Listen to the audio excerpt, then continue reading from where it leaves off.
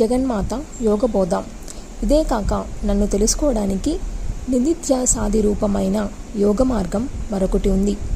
ఈ మార్గంలో తొట్టతలని అక్షరత్రయాత్మకైన దేవి ప్రణవ సంజ్ఞను ధ్యానించాలి. హకారమేమో స్థూల దేహం, రకారం సూక్ష్మదేహం, ఈకారం కారణ శరీరం కలిసి హ్రీంకారం నా ప్రణవ సంజ్ఞ.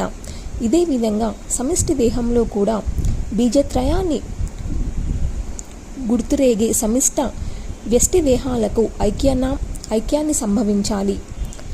సమాధ్యవస్థకు ముందు ఇలా భావించి అటుపైని కళ్ళు మూసుకొని ఇంద్రియ నిగ్రహంతో జగదీశ్వరునైన మహాదేవిని నన్ను ధ్యానించాలి.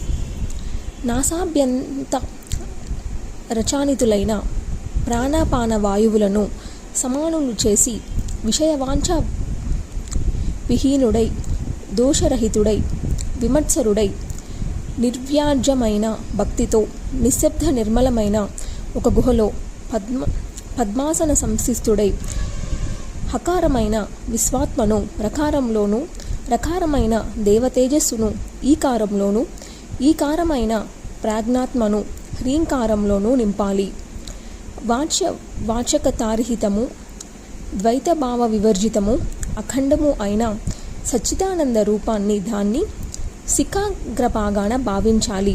ఇటువంటి ధ్యానంతో నన్ను సాక్షాత్కరింపజేసుకొని సర్వోత్తముడు నా రూపాన్ని పొందుతాడు. తక్షణమే అజ్ఞానం నశించి నాతో అభినుడు అవుతాడు. మహాదేవి, యోగ విద్యను సాంగోపాంగంగా వివరించు. నీ తత్వాన్ని సంపూర్ణంగా తెలుసుకోవడానికి నాకు యోగ్యత కల్పించు అని హిమవంతుడు ప్రార్థించాడు. జగదంబిక వివరించింది. హిమనిగేంద్ర, యోగం అంటే ఎక్కడో ఆకాశంలోనో, భూమిలోనో, పాతాళంలోనో లేదు. జీవాత్మ పరమాత్మల సమైక్యమే యోగం. యోగ విశారదులు ఇదే చెబుతున్నారు. యోగానికి విఘ్నకారులు 6 ఉన్నాయి. కామక్రోధాలు, లోభమోహాలు, మదమత్సర్యాలు యోగాంగాలతోనే వాటిని ఛేదించి యోగులు యోగసిద్ధిని పొందుతున్నారు. యోగాంగులు 8: యమ, నియమ, ఆసన, ప్రాణాయామ, ప్రత్యాహార, ధారణ, ధ్యాన, సమాధులు. వీటిల్లో కొన్నింటిని మళ్ళీ ఉపాంగాలు ఉన్నాయి.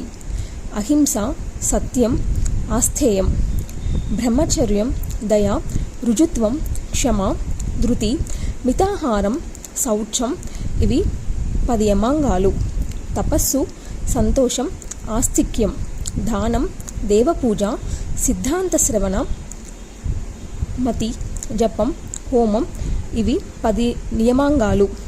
పద్మాసనం, స్వస్తికం, భద్రం, వజ్రాసనం, వీరాసనం. ఇవి 5 యోగాసనాలే.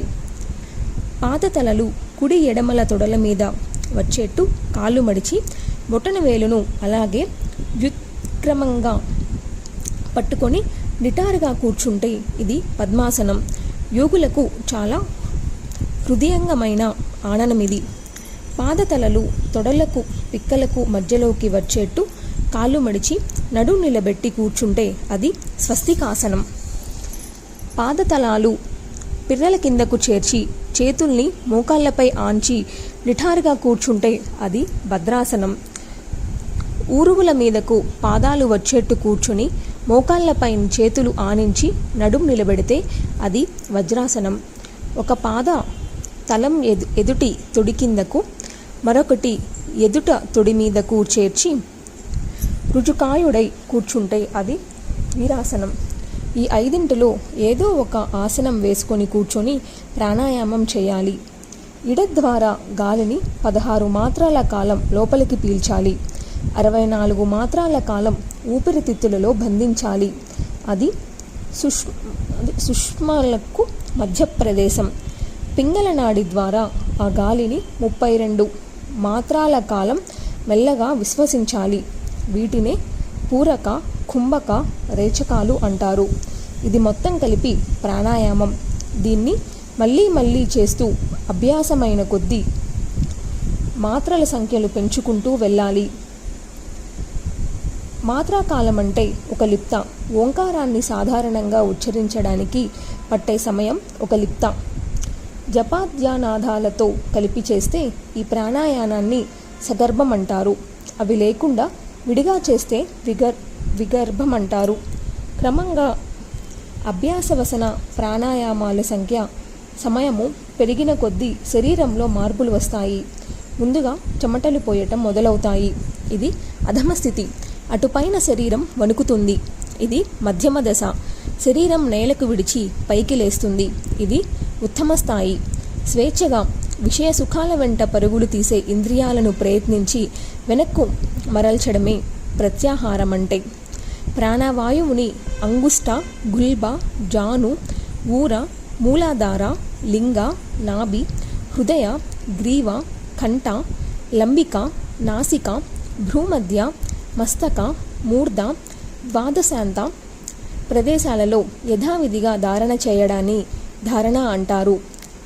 చైతన్యాంతరవర్తి అయిన ఏకాగ్ర చిత్తంతో ఆత్మను ఇష్టదైవాన్ని ధ్యానించడమే ధ్యాసమంటే.